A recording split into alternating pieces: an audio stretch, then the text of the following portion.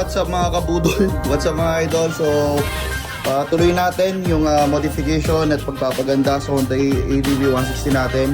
So, last time yun nga na-flex natin tong windshield na to. So, next na pinagawa natin, syempre kailangan natin to.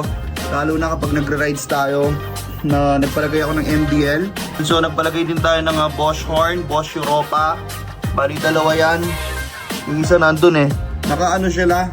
Ito kasi white yellow, no? Kapag bumubusina sila umiilaw yung ano nila, yung yellow niya. Palagay din pala ako ng rapid yung busina niya. So kung bawal man yon, pwede naman natin siyang ibalik sa stock dahil may nilagay sila ng switch. Tapos nagpalagay din ako ng neon light, kulay blue. Ito kapag pinindot ko to, white lang siya pero yung may yellow white siya. Pero pag ito, pure yellow siya, di ba? Ito regardless kung up or down, ano lang siya, high beam lang to. Yung yellow niyang gano'n, no? Liwanag yan mga idol. So ito yung sinasabi ko kapag bumubusina siya. You know? Nag-ilaw.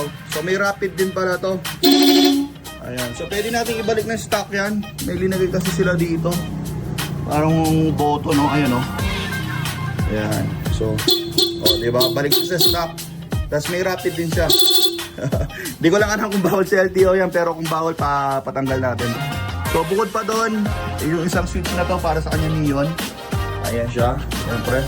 Nag-complement naman yung kulay neon blue sa color na black, di ba? So yan, lang. Abangan nyo pa yung mga next modification natin, siyempre. I-share ko sa inyo para at least magka-idea rin kayo. Ayan, for your reference. Again, hindi ako expert. Open for suggestions, recommendations, ayan sa lahat ng mga expert dyan. Feel free to comment down below.